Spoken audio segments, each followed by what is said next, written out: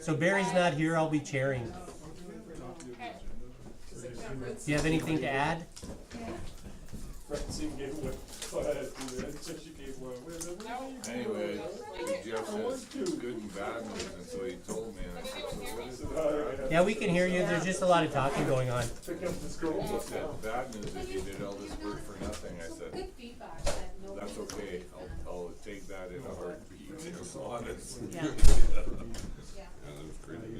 Did you find it, John? I'm just organizing myself. Because it's called address information for driver's licenses, ID cards, and vehicle You mean registration. the email we got? Yeah, It's not on the agenda. it's gonna be 8.2. Yeah. Oh, yeah. Yeah, sorry, it's not attached to the agenda, no. I'm just so. How many words? I'm just so ready to. I would just have it as a amending the, I'm just trying to find bloody agenda. oh, Oh, you sorry. better let, oh, maybe Craig's gonna go see if the water's As frozen. previously mentioned, I have not been the least bit interested No, in the this. water's frozen. Part of the street, or the last, Doesn't he no, do that? committee, The water line's frozen. Well, I wanted to move it to yesterday. Because I don't like it. What the hell are you doing here? Just said I never. I thought council. When they built Uh, this in place. Lisa, are we up and running? The building is never used, it's over the council. So. It is 6:32, team. Let's go in there. Iris, is it up and running? Press the arrow. Plus we're gonna give this to. I think just Councillor Roth will need to sign that. And you're live. I thought John was going. Where? He didn't get the chance to fly out. Good evening, everyone. We're going to call the council meeting to order here at 6:32. And I want to remind our residents that the town of Turner Valley acknowledges that we are on the traditional territories of the people of Treaty 7, including the Blackfoot Confederacy members, Siksika, Piakani, and the Kainai First Nations, the Stoney Nakoda of Bearspaw, Chiniki, and Wesley First Nations, as well as the Dene of Tsuut'ina First Nations and the Métis Nation Region 3. So I want to call the meeting to order at 6:33, and we have at least two agenda amendments. We're going to add to 8.2 an amalgamation report regarding some wonderful news that we just heard from our Municipal Affairs Department this afternoon, and Councillor Waring is getting ready to read that email when we get to 8.2. And then following the meeting, we're going to bring in a closed session at 17.1, a closed session under FOIP number 24, personnel matters. I just forwarded you an email that just came in late, team, but when we get there, we can review it. And there's two items. Oh, two items in FOIP? Both under 24. Two items under our closed session, both under 24. So we'll move the adjournment to 18. All right. Is there any other amendments that need to be made to our agenda this evening, team? All right, seeing none, I'll take a motion that we approve the agenda as amended. Councillor Waring makes that motion. All in favor? That's carried unanimously. All right, we also have the adoption 4.1 of our previous minutes from December 7th, 2022. Can I get a motion? Curtis, any amendments that are identified in there? No. All right, we're good. Thank you, Curtis. Councillor Dixon makes that motion. All in favor that we move ahead and adopt the council minutes of December 7th, 2022. Is this about the driver's license? Councillor Waring. Yeah, that one. The adoption of the regular council minutes is carried unanimously. As well, at the start of every council meeting, we spend as much time as we are able in fielding questions from our residents. I want to say our employers. And it's really good to get questions, through the chair, if I may. Our CAO, Mr. Patience, do we have any questions come in, either written or email or even a phone call question? Do we have any that we need to field tonight? We did not, Councillor Gordon. Perfect, that's excellent. And statutory hearings, we have none. Delegations, we have none. Let's move on to 8.1, our Chief Administrative Officer's Report. CAO Patience, the floor is yours. Come on down. I'll just bring you in on that one. If I start snoring, can you dig me? Jab. And it's good to have Councillor Waring here with us tonight. He was supposed to be in New York by this afternoon, so Thanks to WestJet. it's unfortunate. Hopefully that flight has been rescheduled as he is, I'm sure, hoping to be with his grandson for the Christmas season. Not gonna happen. Oh, no. The earliest we can have a conversation with WestJet is Wednesday next week. Really? Oh, my goodness.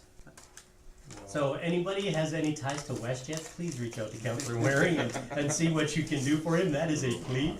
All right, let's move on to 8.1, Mr. Patience, if you will. Thank you, Counselor. So, we have a number of actually items under my CAO report tonight. I believe we did, yeah, we did. So, I just tried to cover off in gravity, some of what I'm doing from my perspective in my office, and most of my staff knows that the bulk of my time has been allocated to amalgamation issues, and I've tried to relay that to council in my report. There are, of course, still other duties that we're trying to cover off and trying to fill in, and I apologize to anybody who's waiting for an email response from me, because I tend to be about 2 days behind at this particular time, and I don't seem to be able to catch up, but hopefully as we go forward, things will smooth out a little bit. So, I've provided you with a compilation of my activities. Also, Mr. Beaton has provided you with a Public Works update, which I may ask him to just give a quick review of, if he would. Sure, sorry, I don't have that in front of me, so I'll have to go from memory. You know, even to that point, Council, we've read the package, I assume, right? So if we have any specific questions for Mr. Beaton, or I know Ms. LeBlanc is here as well, as part of our management team, as Ms. Middleton as well. Is there anything that we have regarding our CAO report that would be wise to ask our management team at this time? Give it a once over, and, I got one. all right, Councillor Waring, go ahead. I was just wondering, with the muffin monster, what exactly are we doing with that damn thing? Because we're not replacing the muffin monster, are we?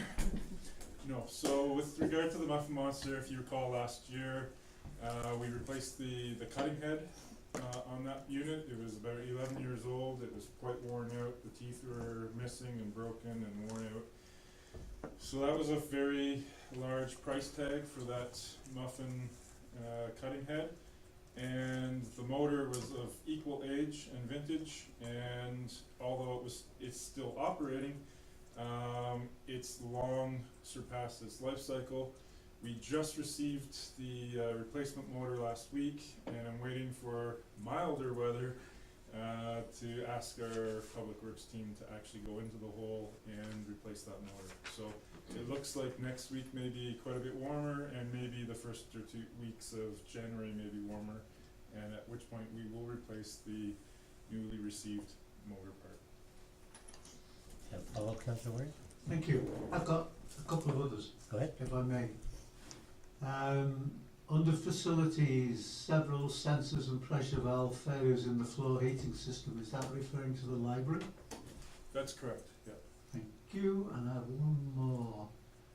I think we should let everybody be aware of the outdoor, Christmas lights having been stolen from the large derrick at the four-way stop. Yep. This is absolutely disgusting. Yeah. The effort that's been put in to make that park look so nice, It's and then beautiful. people can steal lights. Yeah. I just can't express how disgusted I am with that.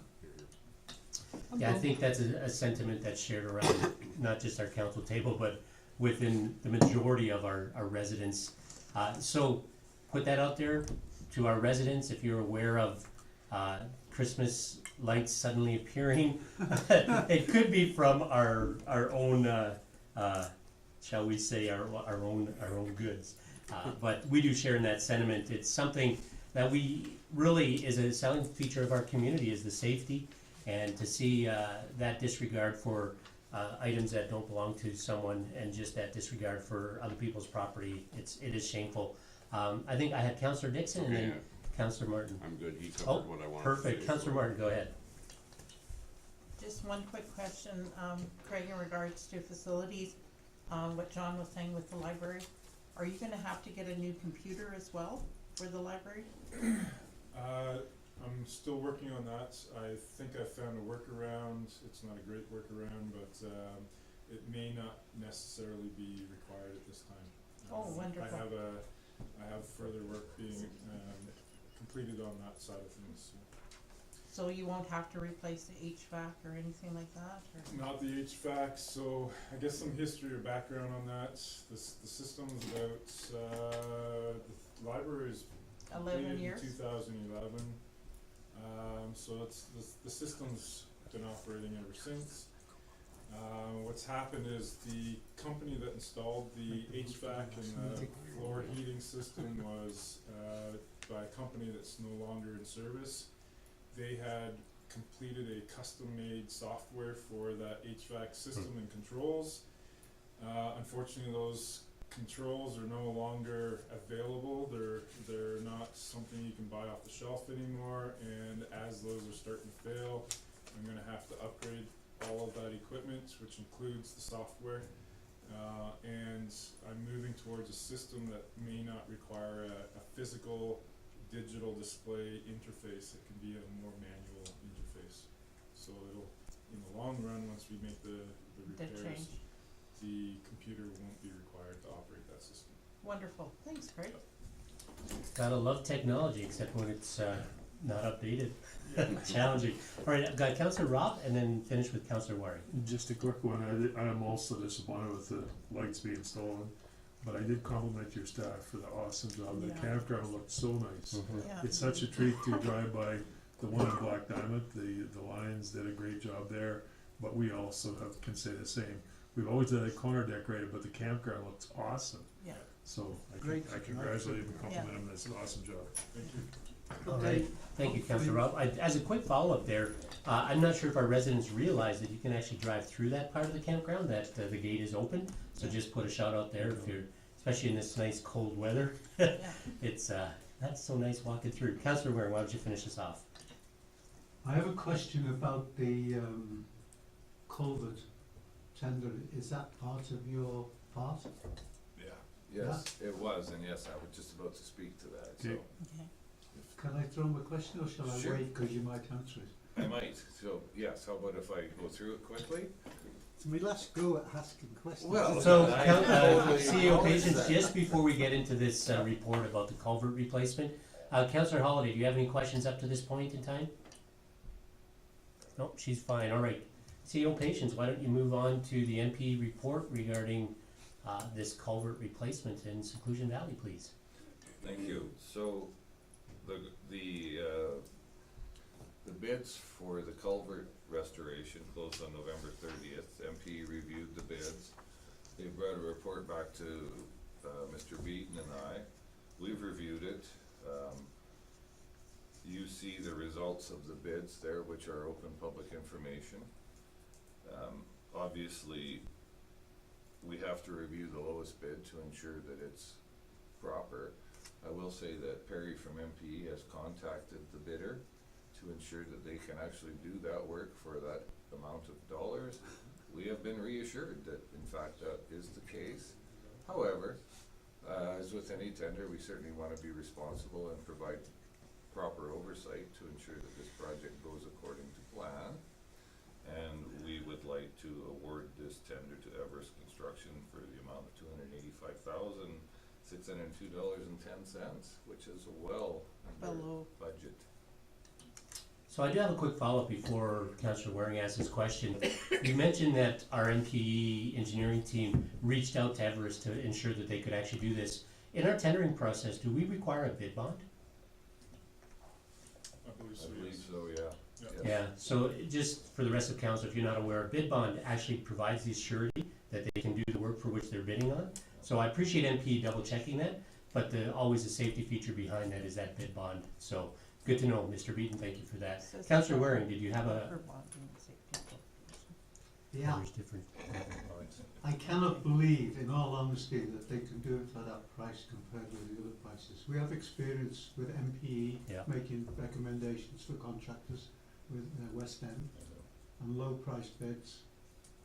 And I, without seeing the bids, I have a problem with it, I'll be honest. Well, It's far too low.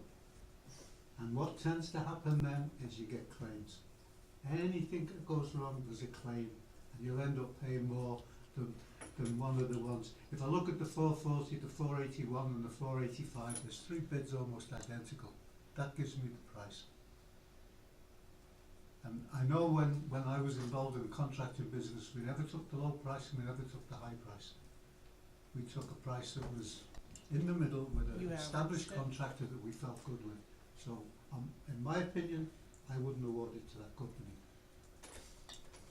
I think if I may, the paragraph right underneath that about the low bid, they provided the proper bonding and safety qualifications, so that initial bid bond is so important, but they also would have to have a performance bond, they would have to have a labor and supplied materials With bond. respect for interrupting you, that's based on their price.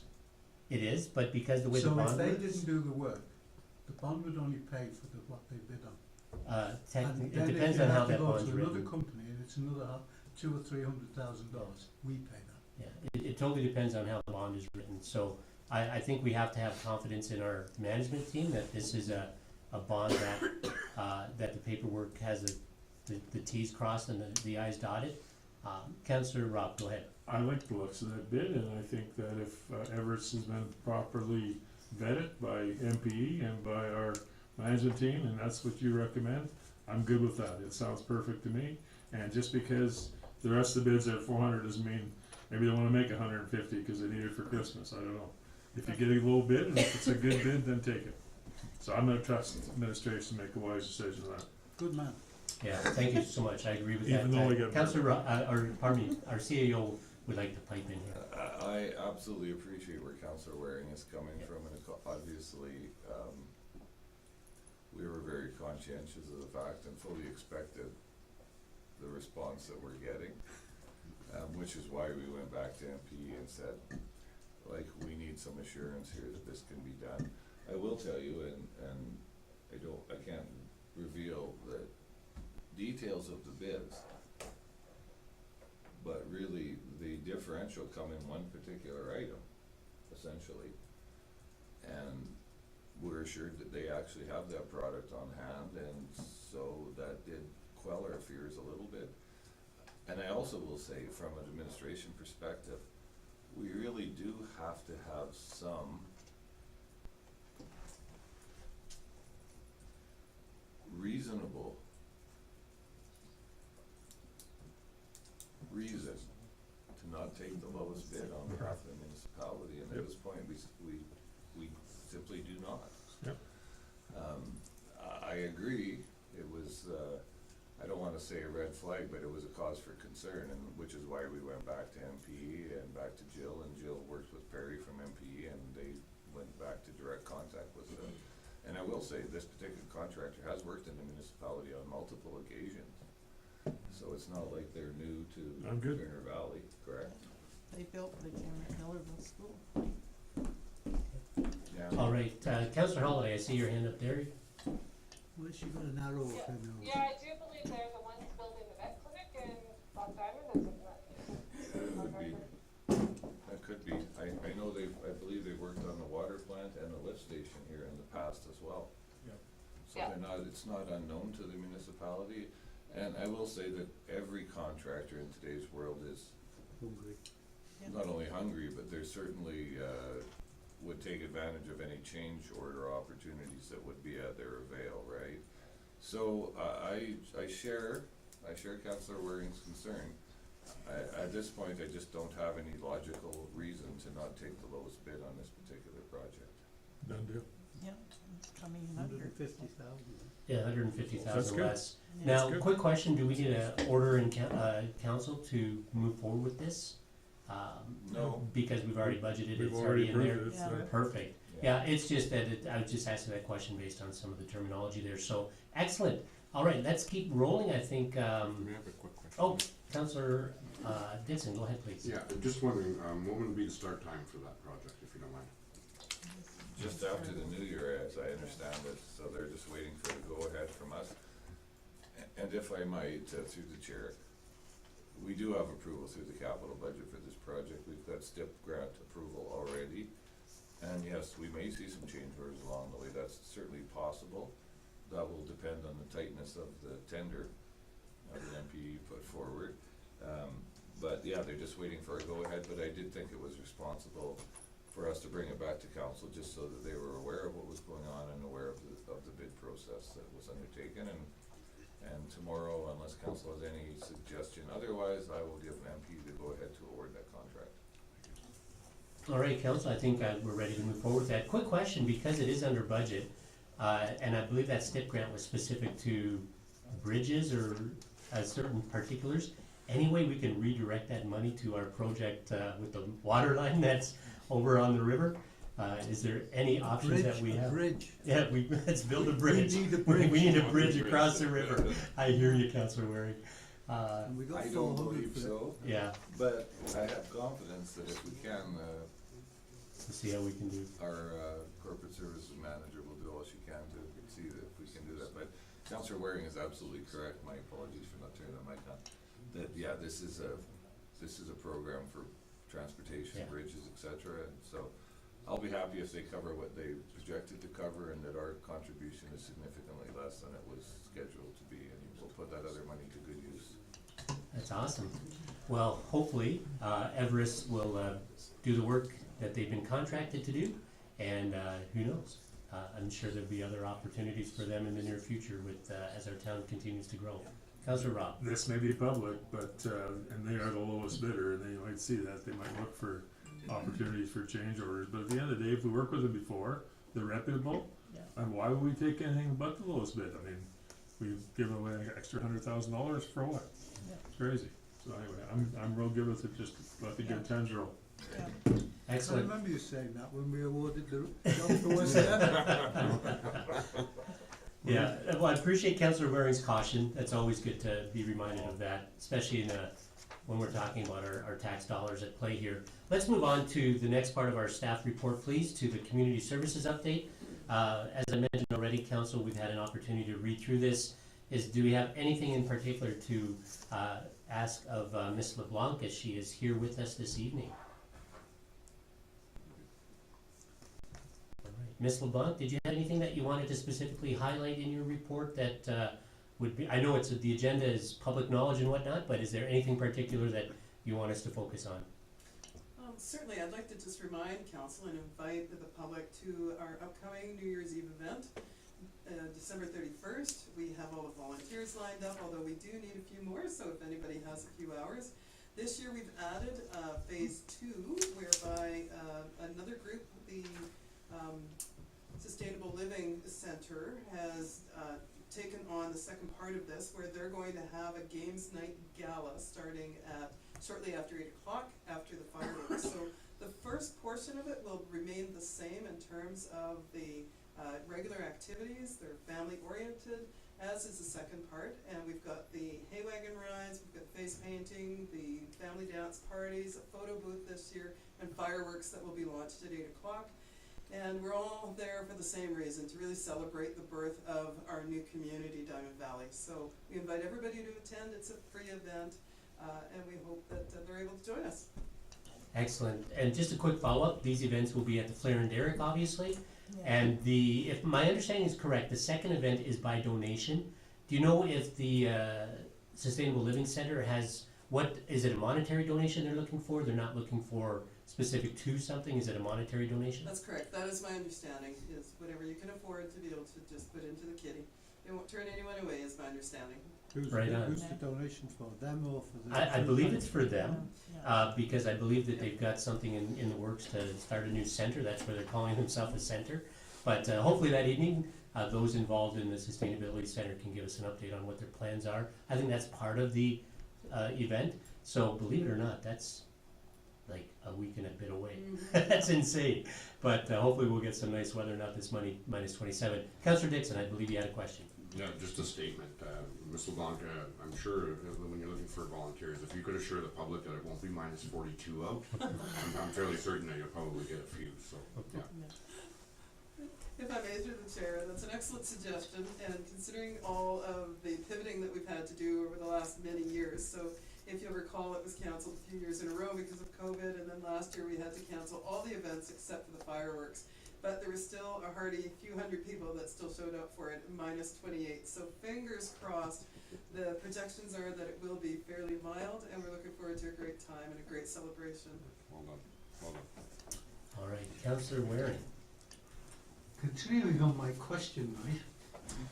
Family and Community Support Services section is showing that there's an expanded scope granted by the government. Is there an expanded budget to follow this scope? Yes, through the chair. That is an excellent observation, and I do plan in January to present to council some of the changes.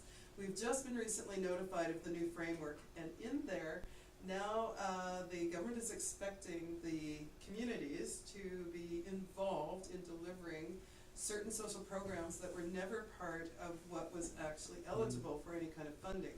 We have not had an increase in many, many years, and no, we still are not expecting any.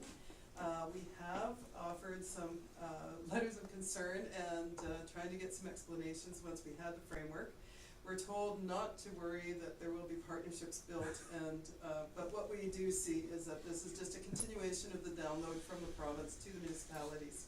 So myself and my colleague, the new FCSS coordinator Susan Nagel, are now working on some of those to understand how that would affect our programs locally. We have budgeted based on the past framework, and we will be coming to council with a lot more information in the new year. But yes, that's absolutely right. It's a little odd at this time of year especially. Yeah, the reason I ask that is it's been all over the news recently in Calgary and other central places that the government are throwing money at them for these programs, as in millions and millions and millions of dollars. And I just would be interested to see if anything ever trickles down to our level. Seems that we're expected to do these things without any money. Yes. Well, if I may as well, just to add to that, now it's very confusing in terms of who is receiving the money, and now we're trying to scramble to partner with them so that those services can be delivered on a broader scale. So we have no control over that because we don't know what the scope of those particular funding applications were, but we understand, for example, the school has received something like $700,000 to be able to deliver mental health services. We've been advocating for that for a very long time through Alberta Mental Health. And that was always an area that was outside of any of our responsibility. However, now we are encouraged to become involved. So it is a new playing field, and we need to better understand it before we can really partner and deliver these services, or just at least refer. So I'm gonna actually double up on that, if I may, Ms. LeBlanc. You mentioned the potential that the school has received that funding. Is there a way in which we can do shared services with them? Is that the idea behind this? Yes, I think that's an excellent point. Certainly we will be reaching out. We already deal with the school through the family liaison counselor, and that is a portal to some of those supports for families and for students. So we definitely would like to see that grow. They do apply to us every year, as does Christ the Redeemer School Division. So again, you know, they keep reaching back to some of the rural communities that really have not seen any increases, and we're finding this year that where we typically would have 12 to 13 applications, we've received 22, and we're far oversubscribed compared to previous years. So our board, newly merged, is going to have their hands full in trying to determine who is the most deserving and what we need locally. And sometimes you may be aware that we actually fund different agencies that are located outside of the community that deliver programs either within, or we're able to send our residents there for direct confidential services. So all of that is going to take on a different scope depending on what the priorities are, and I think there's some tough decisions ahead. All right, council, we've been forewarned. May have some letters and communication pieces to get forward. Do you have any other questions? Mr. Patience, go ahead. I will, and if I might, I'm just going to bluntly answer Councillor Waring's question. No additional funding was received. The scope has changed, but there's been no additions to the FCSS grant program. I guess I really knew that, but I wanted to get it Yeah, out there. yeah, that's true. All right. I believe that is the end of our CAO report. Can I get a motion that we accept that for information as presented? Ms. Martin gives us that motion. All in favor? That's carried unanimously. All right, let's move on to This letter. We have this letter, 8.2, an amalgamation report, and we just received hot off the press an email from our municipal administrator that's working with us through amalgamation, and we have some excellent news for our community, our administration, I must say. Our finance manager was quite pleased. She came in pumping her fists and saying, "This made my day." So, Councillor Waring, if you would, please go ahead and read for us the email that we received from Municipal Affairs. Okay, this email is from Jeff Nixon, and it was sent to the two CAOs. Further to my call this morning, our colleagues at Service Alberta have shared the following bullets addressing the 14-day renewal period you can use to communicate with residents et al. I am grateful we have been back and forth on this matter and were able to get to the bottom of it before the mail drop. Please let us know if you have any further questions. First dot. The Black Diamond Amalgamation Order, which was made by OC on May 25, 2022, is the order in council which effectively amalgamated the towns of Turner Valley and Black Diamond. The amalgamation takes effect on January 1, 2023. Second dot. If I just lost it. There we are. Section 7 of the order provides that a reference in any legal instrument to the old authority is a reference to the new authority. It states as follows. A reference to either of the old municipal authorities in any order, regulation, bylaw, resolution, certificate of title, agreement, or other legal instrument is deemed to be a reference to the new municipal authority. Next dot. This essentially deems the new municipality name and the old municipality name to be the same for legal purposes. For this reason, there is no need for residents of the amalgamated town of Diamond Valley to change their driver's license within 14 days of the effective January 1, 2023 date. I should already read that again because that's the most important part. That's brilliant. Read it again. So, please pay attention.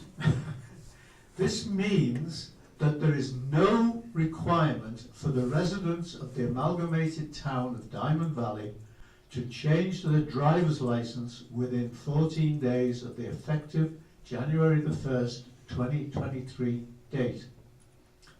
Next point. Further, if a resident was issued a ticket, it would not be enforced because they can rely on Section 7. Any resident can change their address next time they renew their license. That's it. Excellent. And then a further follow-up to that later on in the email chain was this also applies to our vehicle registrations. And Alberta ID cards. And our Alberta ID cards. So it covers all of the items that we were concerned about. So thank you, Councillor Ware. Do you have a follow-up, sir? Yes, didn't I do that well? You did that brilliantly. What about gun licenses and things like this? So that, if I might through the chair, that's a separate issue, and we've already put out numerous times information, including our early December mail out in terms of how to deal with gun registrations and passports, etc. Okay. So, yeah. Yeah, and that's excellent. I know we have had questions about passports. Any address change in your passport, you can write that in. Yep. It's a simple non-issue basically. The other ID pieces, such as Councillor Waring mentioned, your fishing or hunting license, you'll be required to do that on your own. But this is great news. We were looking at an expense of upwards of $115,000 based on some documents that we were looking at. So, and that was something we as councils were considering. So this is great news. Councillor Robb and then Councillor Dixon. Yeah, a couple of things. We just got finished getting a pretty favorable bid for our project going into seclusion, and now we just saved $100,000 or thereabouts for our licenses. Merry Christmas, everybody. I don't feel a bulge in my pocket though. Well- tax time. I'd have to agree with Councillor Rob there. Residents have been saying any piece helps at this time, so Yep. this is great news. Councillor Dixon. Yeah, I'd just like to clarify something, and please correct me if I'm wrong here, but the last point states further, if a resident was issued a ticket, it would not be enforced because they can rely on section 7. And I just wanted to clarify, that's a ticket for falsified addressing, not any ticket, correct? Correct. Oh, yeah. Yeah, and that, Sorry, and, don't get off the and speed. it does, they do go on to further clarify that. Any violations written in this regard, Yeah. that is the key part of the municipal affairs letter today.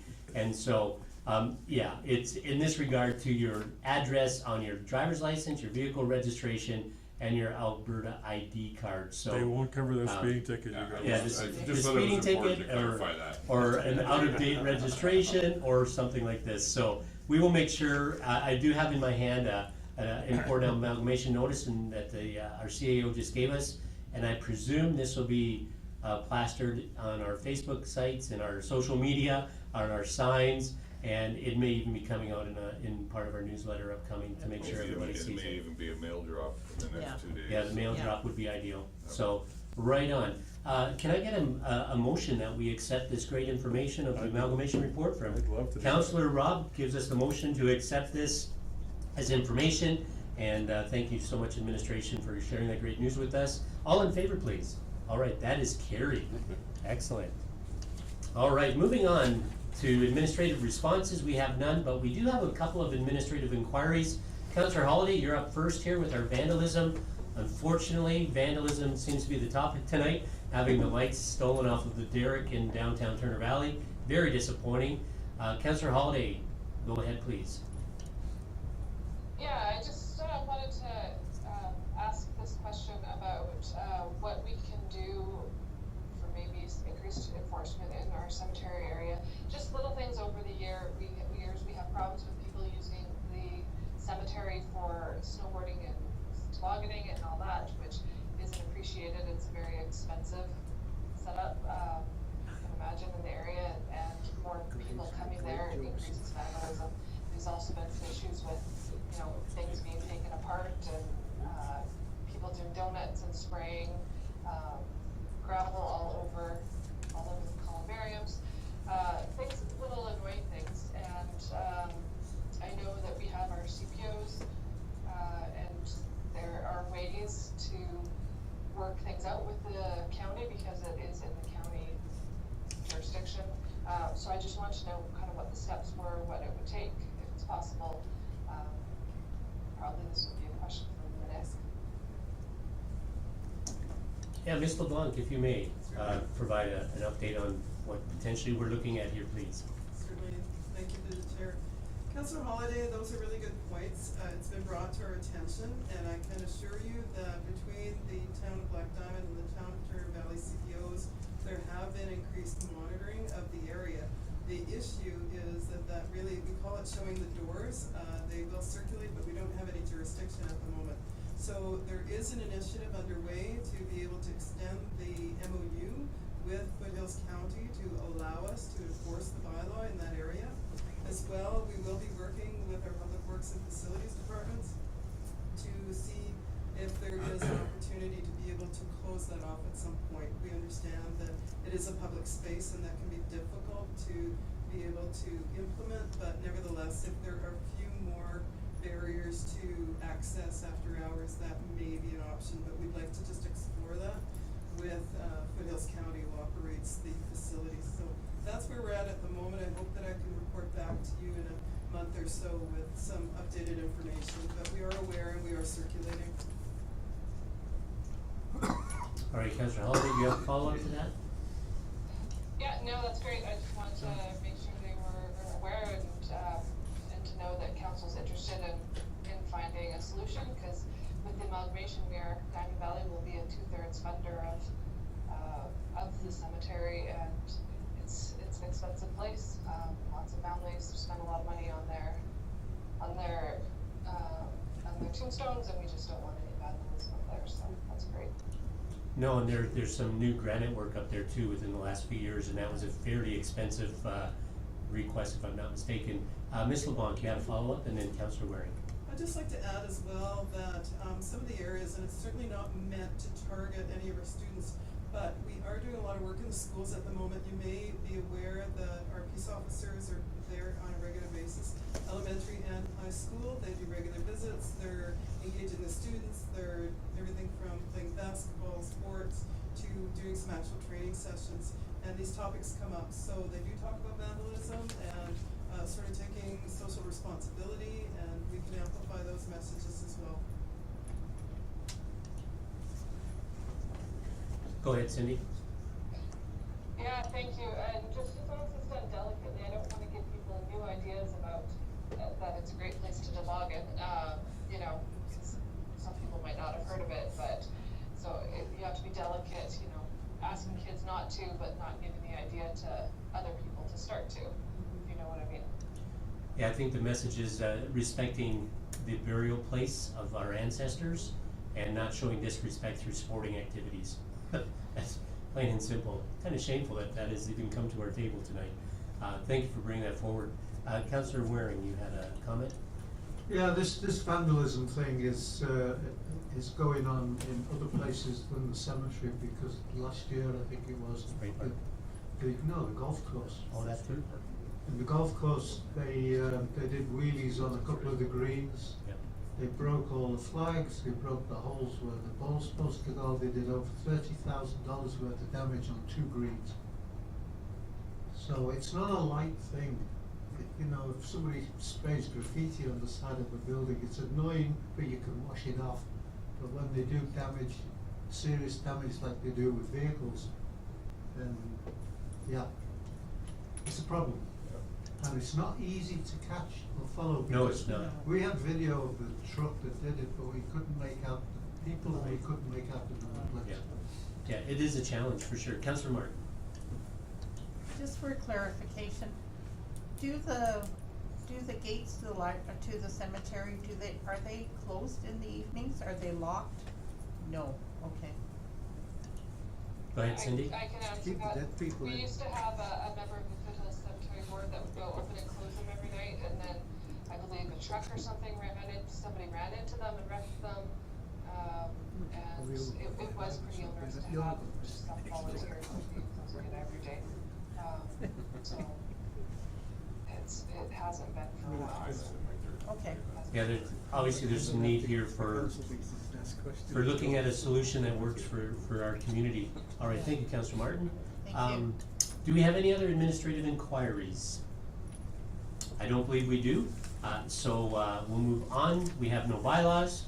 Old business, we technically have none. We're moving on now to our new business. We have the request for decision with 13.1, our Sheep River Waterline Crossing PDF. And I presume Mr. Beaton is with us today to give us some pointers on this and some updates. Council, once again, I trust that you've read through this report from our MP. Mr. Beaton, why don't you come up here and share the mic with Cindy there and give us some information regarding this important need that we have in our town. Certainly.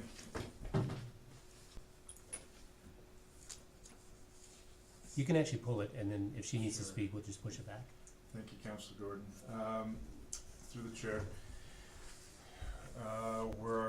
you're hopefully quite aware of the exposed water line in the Sheep River. It's the main water main that supplies Bailey Ridge, and also it loops around through Royalite and back down into Sunset. We have been working with MPE to finalize some of our requirements to be able to put together a tender so that we can start looking for our proposals from contractors on how to proceed with this project. I won't go through the technical details of all of this, but basically MPE has provided us with a proposal to put that RFP together for us, which would include doing a geotechnical assessment of the river crossing, so With that, what we need to know for the contractor's purposes for bidding or quoting on this job would be to know whether it's solid rock, loose rock, or any other geotechnical issues, the entry and exit points of how we're going to excavate and bore through, where that would be, how much line we're going to need, and how secure the entry and exit points are, as well as putting together all of the reports for Alberta Environment, for the fisheries assessments, for DFO approvals and Transport Canada approval. There's a number of regulations and requirements that we will have to meet before we are granted permission to do that river crossing and repair. So they have come back to us with a quote on putting all that work together, which also includes the detailed design, preliminary and detailed designs for this job, and we're asking the council to go with our first option, which would be that council direct administration to proceed with the Sheep River Waterline project, environmental and tender preparation work, and approve the cost estimate of $67,000, $860.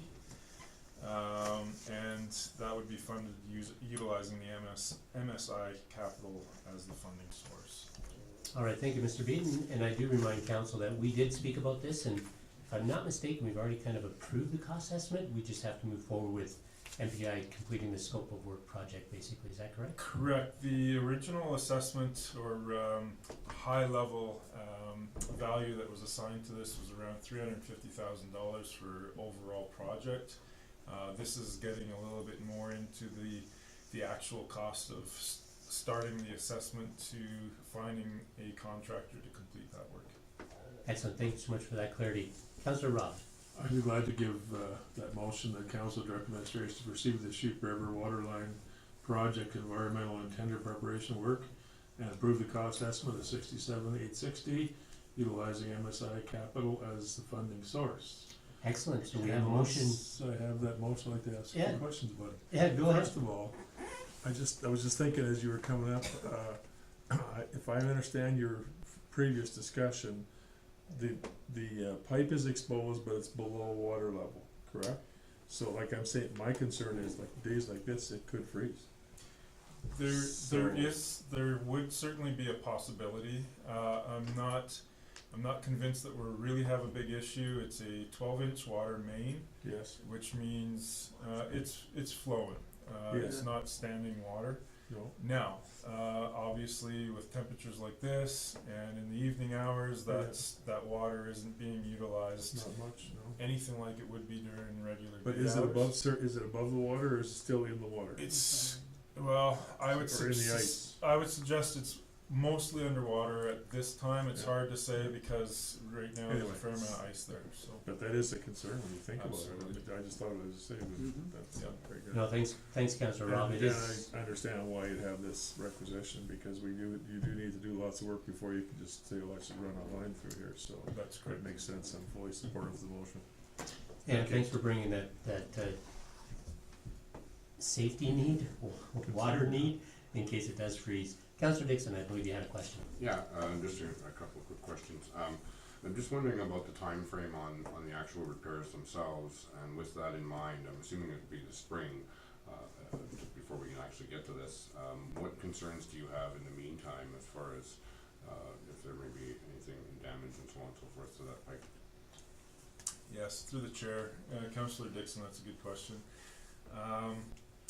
The concerns that I have immediately around the water line, certainly freezing is a minor one, but damage to that line in the spring with turbulent waters, with rocks tumbling, branch or trees coming down, so heavy debris damaging that line and then breaking it.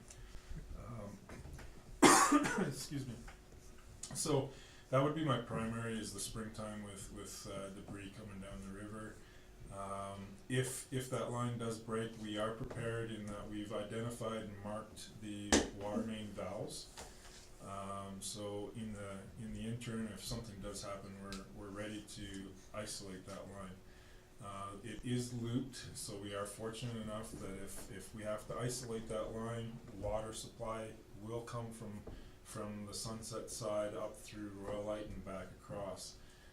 The one negative side of that is the placement of the water main valves would inadvertently isolate Bailey Ridge from any water supply. So if we're hoping to fix that issue correct or sooner rather than later, and hopefully have that corrected before it does become a real issue. So just point of clarification, would that, putting in a different valve so that Bailey Ridge isn't isolated, will that be part of the scope of work we're looking at? Absolutely, and we may do that sooner, before we put this project out to tender, just in case we actually have to isolate. And then the other side of that is for timing.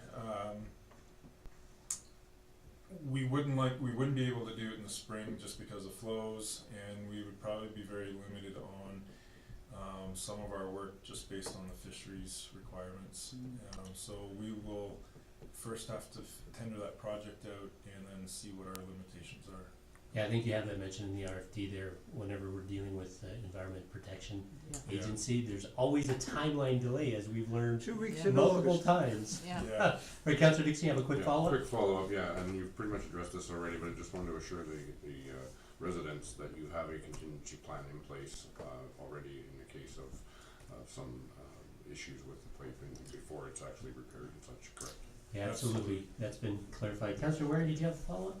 No, I was just mocking the idea of the 2 weeks in August that we have to work with the West End to do work in the river. Yeah.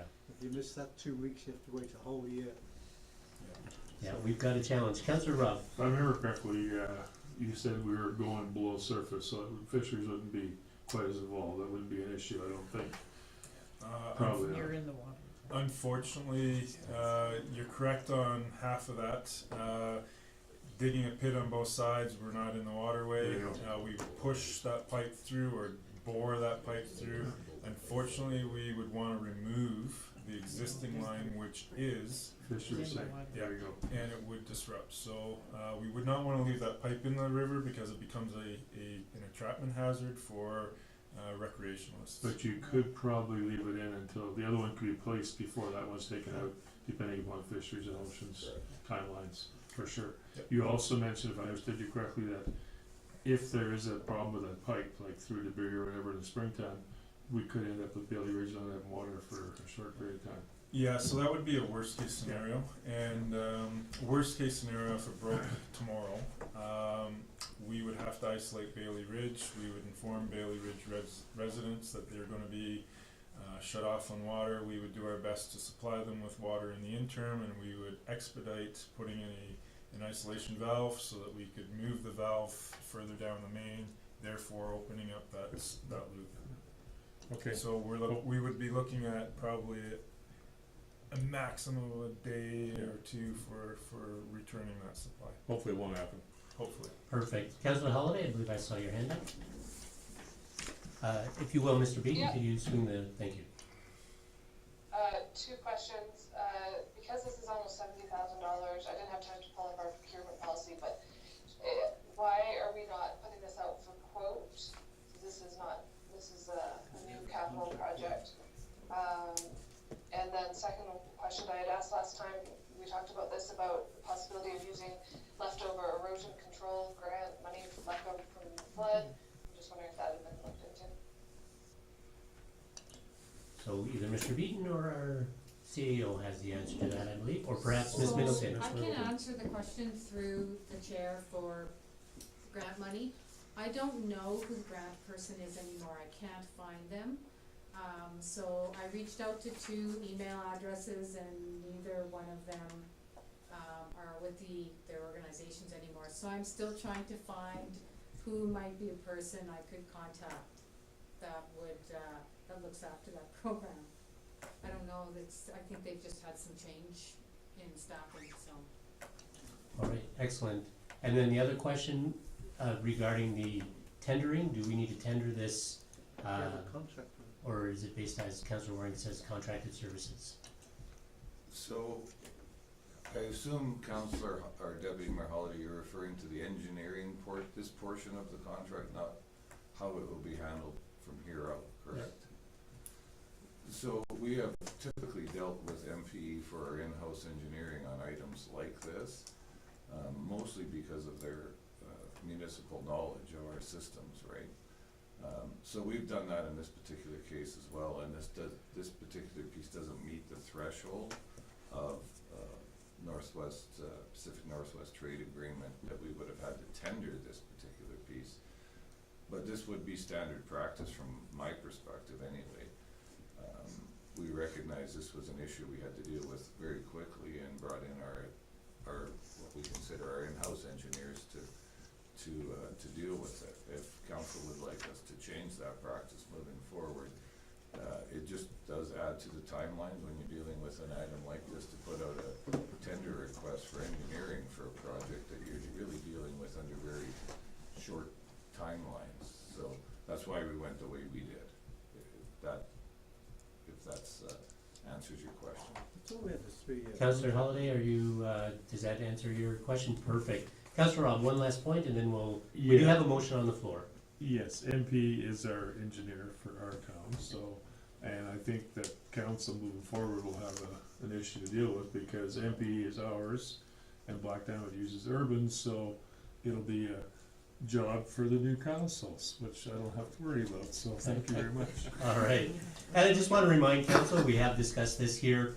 The motion on the floor is that council direct administration to proceed with the Sheep River Waterline project environmental and tender preparation work and approve the cost estimate of $67,860, utilizing MSI Capital as the funding source. And that is on the floor by Councillor Rob. I'll call for vote. All in favor? All right, that is carried unanimously. Thank you, Mr. Beaton, I appreciate that. All right, council. We have another element of new business, request for decision regarding our amalgamation process. One of the parts of our report that was submitted to Municipal Affairs was that any capital and excess reserves should be dedicated to a specific item. So Ms. Middleton, I believe this would be under your purview, if I don't want to jump the gun there, but if you could swap seats with Mr. Beaton here and come to the mic, that would be great, and give us a little bit of update on these reserve allocations and where we're at and what the request is. I appreciate the work that's done on this, council. You have the package. You can see where administration is suggesting we place these dedicated reserves in our 10-year capital. So Ms. Middleton, if you want to take it away there and lead this discussion, please. So thank you, Councillor Gordon, and through the chair. So this process, I think, is just one of those last pieces in order to complete some of the requirements for amalgamation, certainly on the financial side. And what we did was we looked at the capital plan and I talked with our management team, and we went through the listing that we had to determine how we were going to allocate, specifically, most importantly, the capital side. And so what we agreed to for this particular exercise, which I might add may change with the new town of Diamond Valley and the new council's requirements and what their needs and wants might be for the community, and after assessing that. So what we determined through this, if you go to the last page where it has the detailed listing of operating reserves and capital reserves. So under our operating reserves, we only had $89,692 that were unallocated. So what we recommended there is we kind of put a little bit of extra into the snow removal, which currently sits at $50,252. So we allocated $40,000 to the snow removal reserve. We allocated $29,692 to facility repairs and maintenance. And the reason why we allocated those monies is because we will potentially have to do some work around access to the buildings, new keys, some signage, And then we allocated, IT equipment of 20,000, so whether we need to upgrade some equipment, we have some resources in place. So overall, we have 805,000, and $11.20 in operating reserves, and we are suggesting that those just move over. We are not gonna allocate any of our operating reserves over to capital, so we're gonna just move that over. And then on the capital reserve side, we have, if you look below, there's $151,729 in unallocated. We have capital reserves proceeds from sale of $1.4377 million, and then we have amortization reserves of $9,859. So how we allocated there is listed below.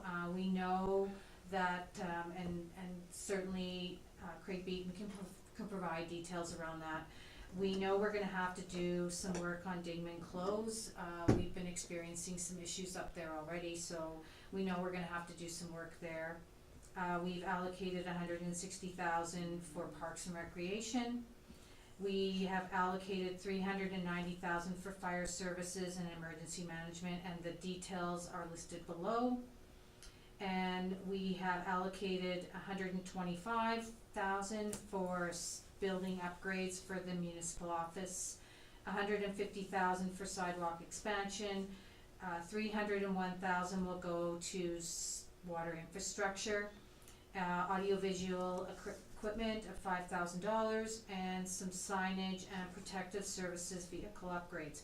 So that takes care of the unallocated amounts of just under $1.6 million. So that's how we've looked at it. I met with the management team, and it's based on what we have in our 10-year capital plan, some of these projects, knowing full well that this discussion may not end here this evening, but may continue on with the town of Diamond Valley. So there's a number of ways you can slice and dice this, but we thought this was an effective mechanism in order to allocate those unallocated reserves going forward. So I will take questions. No, I appreciate that. That's excellent. Do we have any questions? Mr. Waring?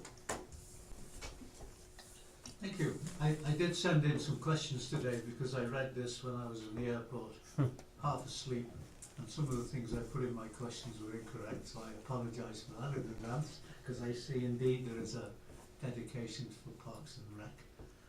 So I apologise for my error.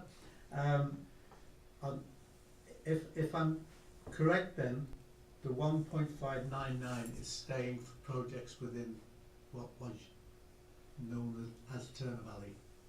Okay.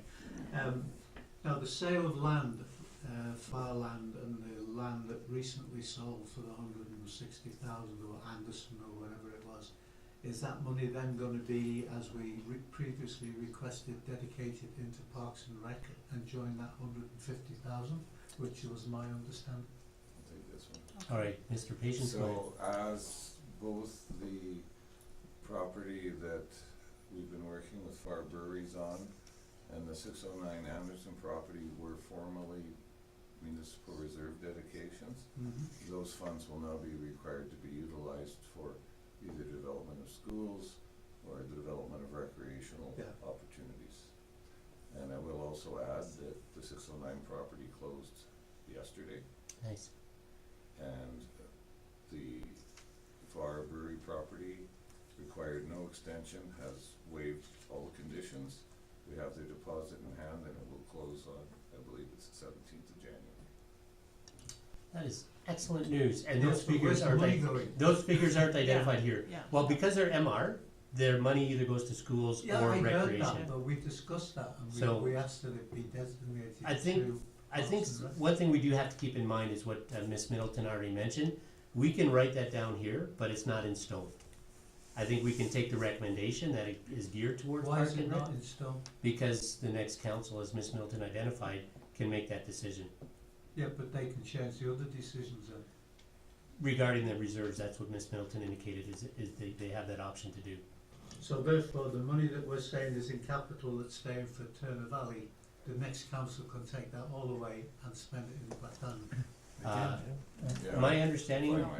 Mr. Patience, if you wanna clarify? Yes, thanks, through the chair. Yeah, so this proposition came forward through JFAC based on a number of conversations about differentials in reserve funds on most municipalities. And rightly so, because those reserves were drawn and garnered through taxation in those municipalities. So JFAC had agreed that the reserves that were developed in those communities should be dedicated to projects within those communities, which we have done and thanks to Ms. Middleton for this, that's what this particular process is for. However, anything the council can do, they can undo, and that's the reality of municipal government. However, our job was to dedicate those to specific reserves within Turner Valley, Black Diamond doing the same. And yes, if future councils dictate that there are priorities outside of that, they certainly have the opportunity to change that. However, I'm sure administration and existing councillors who are members of that new council will be quick to remind them why those reserves were dedicated the way they were. But we're not yet showing those amounts in this. We don't, They're not sold. we So don't have no, like no. that. So to answer your question through the chair, we don't, at this particular moment, we don't have those monies Correct. in hand. So this is just specifically what we have, available. So But I if, thought FAR were gonna pay in December. January 17, he said. No, we have 10% deposit on that Yeah. particular project, that the remainder of the funds on close 30 days after the 16th of December, and I believe that's a Sunday or Saturday. Okay, It would move to the following Monday before we would gather. because we together. gave that extension to December. Correct. I thought that was then the payment date. Correct. Okay. Yeah, and I don't wanna speak for other councillors, but I think Parks and Rec is near and dear to most of our hearts. And we wanna see that, investment made in our community. And I don't know, I don't wanna speak out of turn, but I'm excited about that option. Yeah. And making sure that it gets applied there, and making sure that, we listen to the advisory committee, and moving forward and make certain that those funds that have been designated or dedicated are actually assigned there. Councillor Rob? Yes, I'd just like to make Councillor Waring aware that there's $160,000 that was not previously allocated to Parks and Rec that's there. So I don't think we should be greedy and think about just Parks and Rec and be optic. Is it important? Sure it is. Do we value the ones we have? Excellent, for sure. But I think that the councillors going forward are aware what we talked about, and they'll take it forward, and there'll be other priorities that the new council will see fit. I'm happy there's $160,000 there. I think that's great. I'm not gonna be negative about it. I'm gonna be pleased about it. Thank you. All right, Councillor Dixon, go ahead and give us that Is motion, there please. one motion or two? Just the one. Just one? There's two, Just two? yep. Two Okay, parks. so I'll give one at a time, is that correct? Yeah. Very good. Let me hereby give the motion that council direct administration to contribute $805,011.20 of Turner Valley operating reserves to the joint operating reserve fund with no remainder to be designated capital reserves. All right, any comments on that motion? All right, we've talked about this. Let's go ahead and call for a vote, please. All in favor?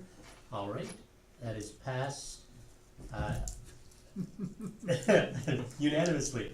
All right, the second motion, Mr. Dixon. Okay, and I would also like to give a motion that council direct administration to allocate the undesignated capital reserves of $1,599,289.66 to dedicated reserves contained in the 10-year capital plans prior to incorporation as outlined. All right, on. And I'm pretty confident that council takes to heart Councillor Waring's concerns regarding our public works and our parks. All right, we have this motion on the table. No other comments, seeing none. Let's go ahead and call for the vote.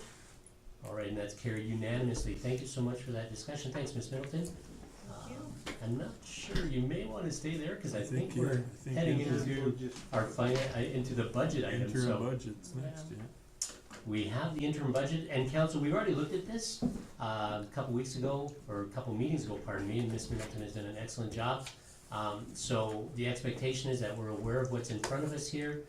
Ms. Middleton, the floor is yours if you want to highlight anything that is requiring the highlight, but I believe that nothing has changed based on what I saw. Maybe Ms. Ms. Holladay may have found something different, but Ms. Middleton, go ahead, please. So thank you, Councillor Gordon, and thank you, Council, and through the chair. So what I really wanted to do is, and talking with our management team and with Sean, with our CAO, I really wanted to have something that we could take away at the end of the term that kind of defined the town of Turner Valley. And so I wanted to prepare one more financial plan, which really discusses, and my colleagues here, we've all done a lot of work to bring this to the finish line. And what it really does, it kind of wraps up what we've been doing over the last few years for the town, and really there is some reference to some 2023 some objectives that we would like to accomplish as the management team, knowing full well we didn't know we were the management team as we were completing this, but we as administration certainly have some wants and dreams and some a vision for going forward and what the town of Diamond Valley is going to look like. So I wanted to take the opportunity on behalf of all of us to thank everyone for all of their efforts and hard work through this process and really developing this document into what it is today. And we're going to take it forward with certainly into the town of Diamond Valley.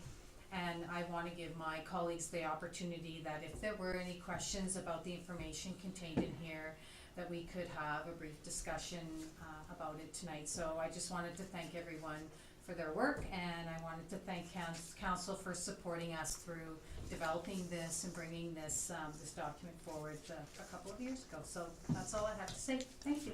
All right, thank you so much, Ms. Middleton. I do echo those sentiments. Thank you so much to administration for your excellent work in preparing this, and really the work that you've done in this and presenting such a great overview and the simplicity for us to understand what you've done on our behalf as residents, but also representative of the residents, is very commendable. Thank you so much. We do have our management team here present tonight, Council. So as you skim through this, are there any questions that you want to identify of our different management team? And by the way, I'll take this opportunity to congratulate our management team for carrying forward and looking forward as a part of the new council. I'm very much looking forward to continuing our working relationship, this time as Diamond Valley. What a great opportunity, isn't it? I don't know about you, but it's as the days come closer to January 9th, our organization meeting, very excited about those opportunities. But before we get there, any questions?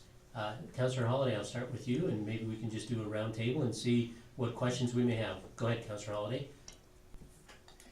Yeah, I'm not going to spend any time on questions. I wasn't expecting this document, so it was a very pleasant surprise, and I'm very excited to have it moving forward. And we worked really hard to improve our budget process over our last 5 years on council, and I think we're all familiar with it here, the four of us.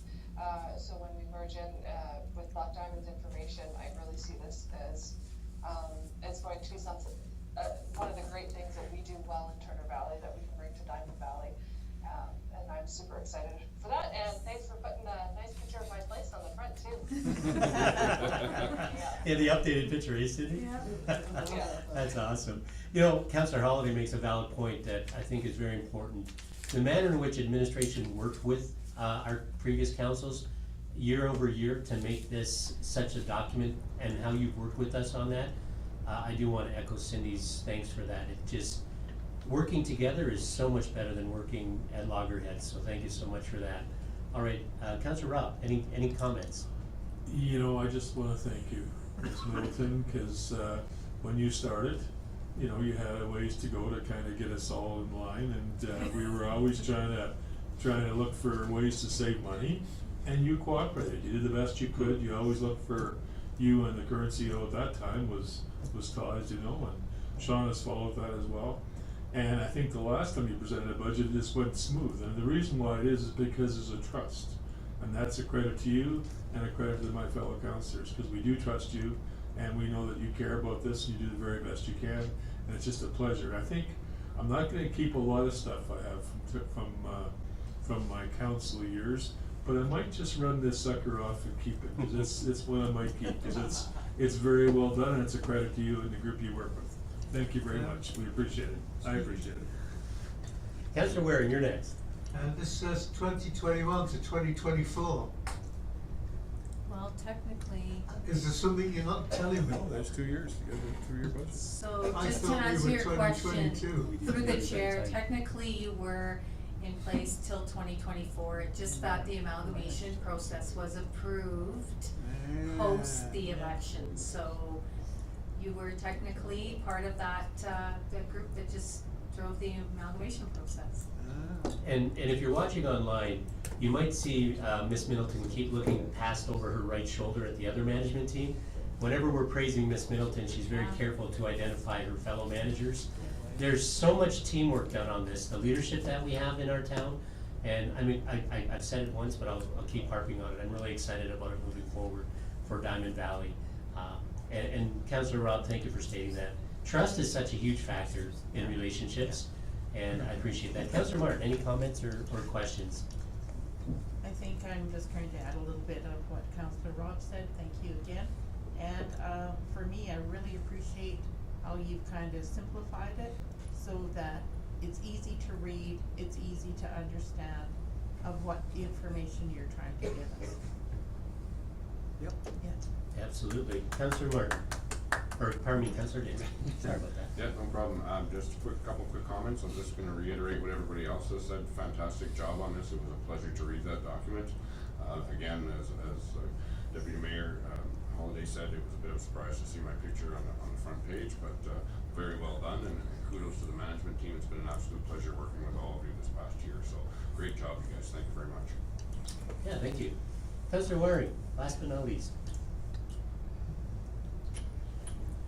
It's a long time since we did our first budget back in 2014, and the process between then and now is chalk and cheese. Absolutely chalk and cheese. It's incredible. Yeah. I think in 2014 it was, here's the budget, thank you very much, passed. 2017, there's the budget, take it away, come back, take it away, come back. Yeah. And we've worked with administration, and fair dues to administration, they have worked very, very hard with council to make this a process that's almost pleasurable to go through. So thank you very much. Right on. I wanna add. And our CEO has another word. Yeah, and actually, I do think it was 25, but I'm actually I'm not gonna dock her any marks on this. And I have to give Miss Middleton credit, because Yeah. the true accountant that she is, I would have never asked her to produce this document based on the workload she's carrying. But she very much insisted and wanted this to be a legacy document. And I think it was excellent and well done. I give 2 thumbs up and thanks to her for that work. Yeah, I have to share with that, and round of applause for sure. And Councillor Rob, before you mention something, there's a couple things that jump out at me in this document. Number one is that we incurred increased cost due to inflation, and we brought that in, and there has still, I know it's an interim budget for moving forward, but there's still a savings year over year of almost 65,000 compared to last year. And I think that shows great value to the importance of zero-based budgeting and making sure. But I also like what I find on our debt pages, page 11 and 12. We have an increased debt. And that's something that I admire, because that's how I do my personal finances. I despise debt. If I didn't have to have a mortgage, I wouldn't have a mortgage. I hate debt, especially when interest rates are going up like they are now. And so we have lowered our debt, we've maintained our debt servicing limit, which I think is quite incredible.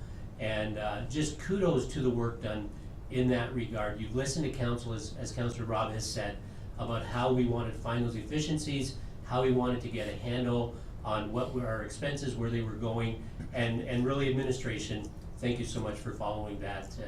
Not always easy listening to 7 different voices around the council table. And I can, as Councillor Waring said, our 2017, I remember when we got that document, I can't even call it a budget, John. I'll call it paperwork. It was just so frightful, couldn't get my head around it. And to have what we have before us here, it's a legacy.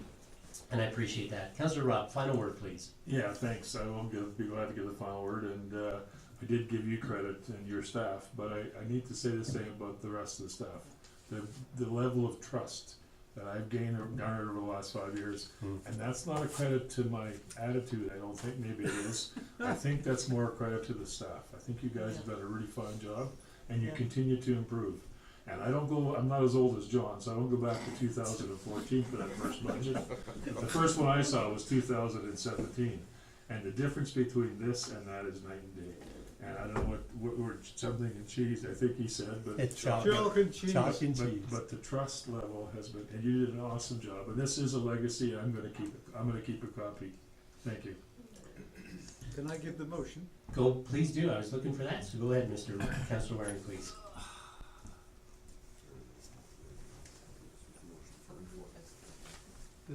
It's somewhere. No, I don't think it is. It's just information. Just accept this Okay. information. Except for information. I give a motion, I give the motion that the council accept this magnificent report for information, make copies and put them all up on your wall. Yeah, definitely. So we have the interim budget here as a motion on the table to accept as information as we move forward Yep. into the new year. And we'll call for that vote, please, to accept as information. I can All make right, my own, but that yours is the printer- carried printer's better. unanimously. Thank you again, administration, for your excellent work, and Corinne, thank you Get for spearheading. copies of it for Copies will be awesome for I want a everyone. copy, please. Yeah. It's a That would better be printer- awesome. Better In colour. printer than I have at home, Yeah. so. We'll All get right. copies, we'll In bind colour. it. Thank you. Now that it's- In colour. yeah, in Perfect. color, yeah. All right. All right, we Maybe have, those No, it'll tax be in color, dollars. it'll be in color. moving on to 14 here, we have general correspondence. We have three pieces. 14.1, the municipal affairs letter of dissolution of our Sheep River Library, which is necessitated by the MGA when we move into a intermunicipal to a municipal, so that's what this is about. We also have an update from the Minister of Public Safety and Emergency Services letter regarding victim services. There's been some concern about that, and this is set forward to alleviate that concern. And then at this point in time, our Westwind community, the municipal requisition invoice, this would have been budgeted at the end of 2021 with our 2022 budget. So can I have a motion? Councillor Rob gives us a motion to accept 14.1, 14.2, and 14.3 as information. Any questions regarding that? Any comments? Seeing none, I will call for the vote that we accept general correspondence. All right, that is unanimous, all in favor. This evening, we have no documents that regard correspondence action considered. There is one committee board correspondence minute from our Marigold Library. Ms. Martin, do you want to speak to that, or just make the motion that we accept for information? We just accept for information. All right, Councillor Martin has given us a motion to accept 16.1, the Marigold Library system minutes from their November 26th meeting in 2022. Any questions regarding that? All right, have none. Let's go ahead and call the vote. All in favor? And that is carried unanimously. All right, it is roughly 7:52, Right. and I'll need to have a motion 5-minute break. to take a recess, and then we'll come back after about an 8-minute break, please, Do we need a motion to go into close before? when we come in. When we come back. When we So come we'll take a back. recess for 8 minutes, and then we'll take the motion going to close. Fair enough. Can you smoke in 5 minutes? They got 7. Oh, we gotta wash them on the way. The washroom's over there. Oh, wait.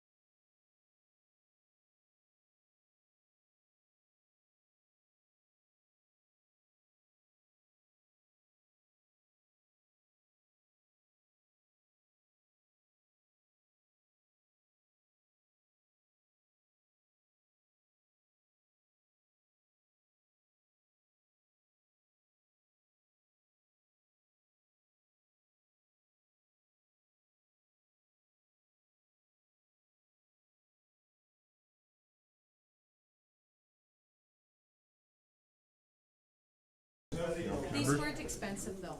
No, they weren't. Jonathan, I'm All right. reactivating, just Okay. give me a second, I'm reactivating. Thank you. So, Christmas, just happy give you a heads up, we'll holidays. try to reconvene in about 62 seconds, please. Nice hug, you take care, eh? Alright, we'll see you guys in the morning. Yeah. You got, Let's start my car. that's what I just went and did. I was saying, I had a chance to go to, Just so, because we're still on, right? We're still live? You will So be, just to give well, a- you're in intermission right now. Okay. It's just re-kicking. It's re-kicking in. Yeah. so we have to go into close, right? Because Yeah. everyone's gonna shut down, okay? Yeah, Thank you, it's been a pleasure. Motion to go into close? I'll get to that. As soon as we are live, we'll have to have that motion go to close. You're back live. All right, we are back live at about 8:05. We're See saying ya. Merry Christmas and good evening to our management team. Merry Christmas, Uh, management. we are reconvening at 8:05 after our brief intermission here. We're gonna be going into a closed session, so I'll need to have a motion from Councillor Rob to go into a closed session at 8:05. All in favor? All right, that is carried unanimously. At 8:05, we are moving into our closed session. Thank you. Yep. You were saying